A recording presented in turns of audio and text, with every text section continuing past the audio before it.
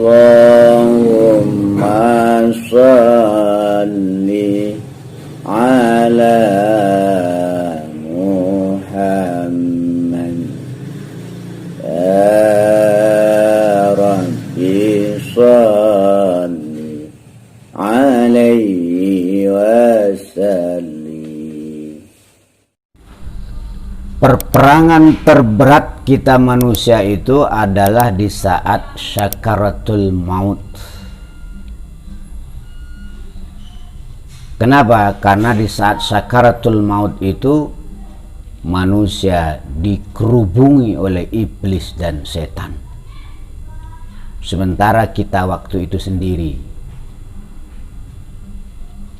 Kalau waktu kita di dunia misalnya kita diganggu sama iblis dan setan, kita masih bisa minta tolong orang lain. Tapi di saat sakaratul maut, itu adalah perjuangan iblis dan setan yang terakhir untuk menyesatkan manusia dari jalan yang lurus. Ma'asyiral muslimin yang berbahagia. Di zaman Nabi Musa alaihissalam ada seseorang yang penasaran. Dia ingin tahu berapa banyak orang yang mau menghadapi sakaratul maut itu dirubung oleh iblis dan setan. Berapa banyak setan dan iblis yang mengerubungi orang yang mau sakaratul maut. Lalu orang ini berdoa selama 50 tahun kepada Allah. Setelah 50 tahun berdoa, Allah utus malaikat untuk mendatangi orang itu.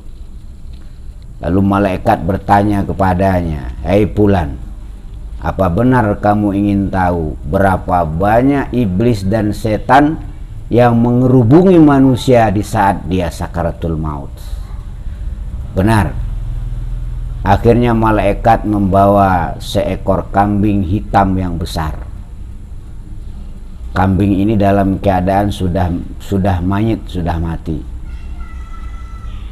Lalu disuruh lihat sama malaikat tadi, Fulan, lihat kambing itu. Karena kambing tadi sudah mati, maka datanglah laler yang mengerubungi kambing itu. Seluruh tubuh kambing itu dikerubungi oleh laler tadi. Tidak ada satupun, tidak ada sedikit pun dari tubuh kambing itu yang tidak dirubung oleh laler. Begitulah keadaannya saudara-saudara seseorang nanti di saat sakaratul maut.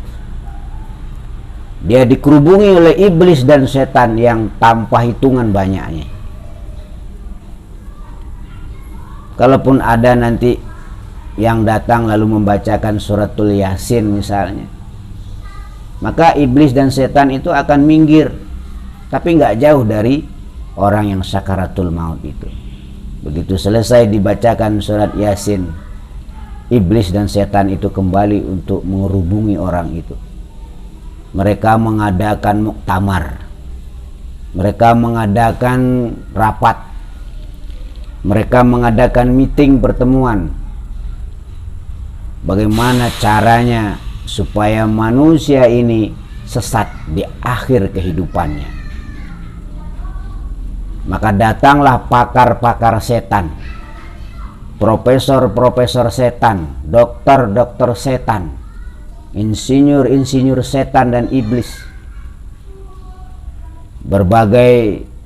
Dari berbagai lulusan perguruan setan dan iblis datang untuk memberikan pendapatnya bagaimana cara menyesatkan manusia yang mau sakaratul maut ini.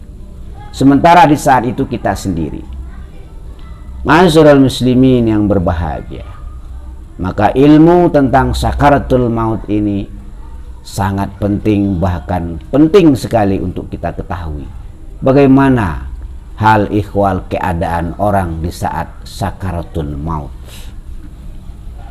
Ma'asyiral muslimin yang berbahagia, diceritakan oleh para ulama ahli sufi, ulama ahli tasawuf, ulama yang bermakrifat kepada Allah subhanahu wa ta'ala, di saat-saat sakaratul maut datanglah 5 cahaya kepada orang itu. 5 cahaya ini merupakan gambaran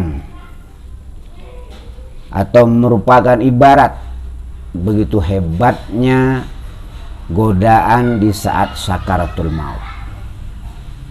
Pertama, datanglah cahaya hitam. Inilah cahaya iblis dan setan. Lalu apa yang harus kita baca di saat cahaya hitam ini datang?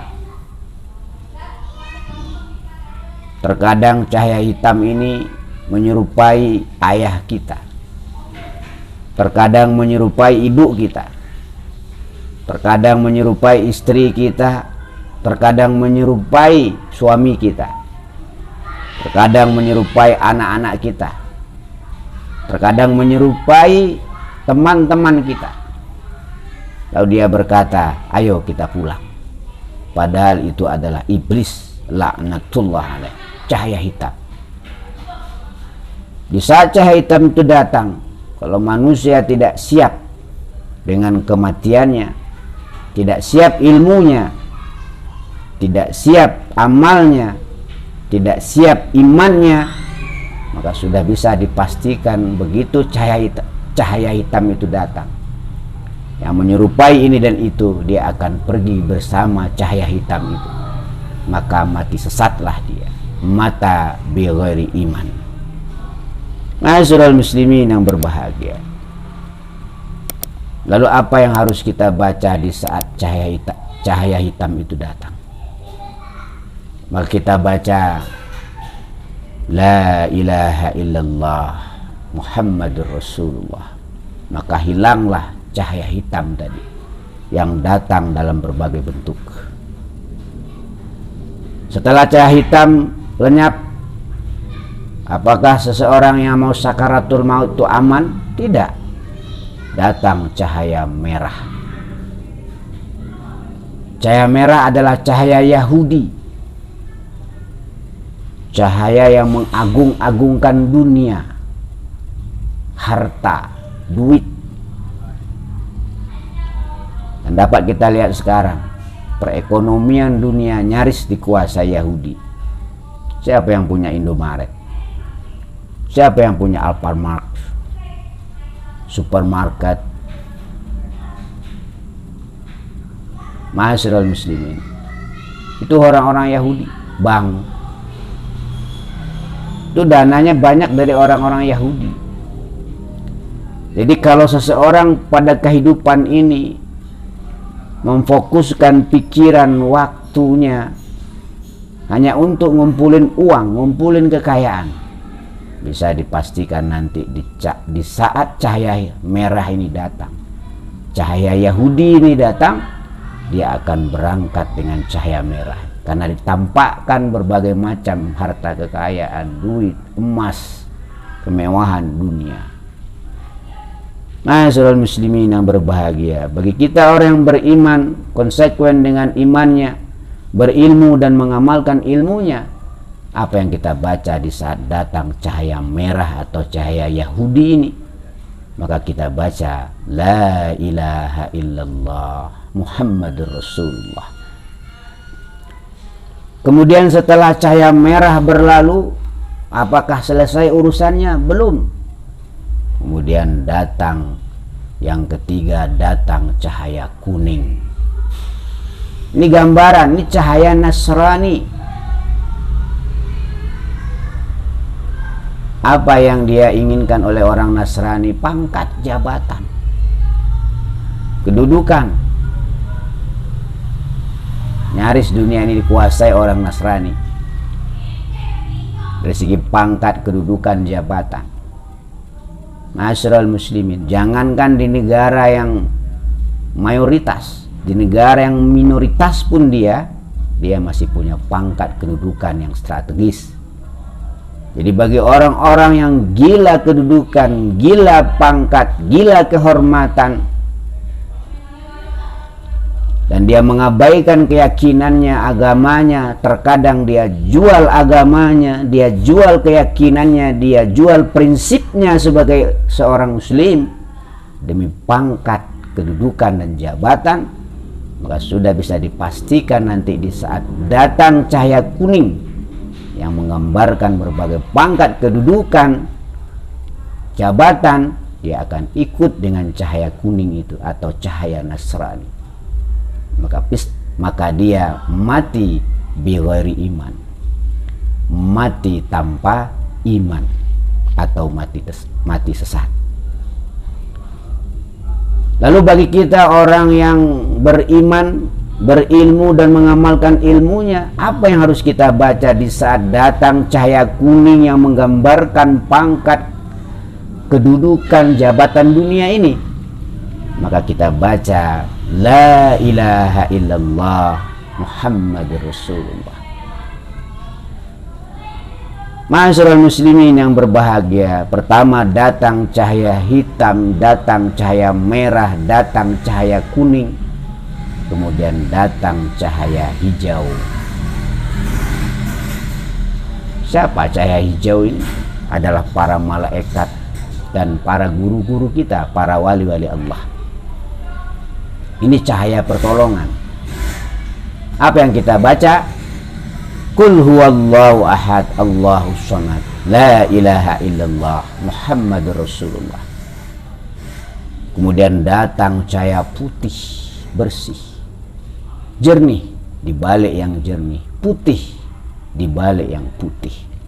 Inilah cahaya nur Nabi kita Muhammad sallallahu alaihi wasallam. Jangan lupa, ruh kita ini adalah dari nur Muhammad sallallahu alaihi wasallam. Ruh kita adalah dari ruhnya Muhammad sallallahu alaihi wasallam.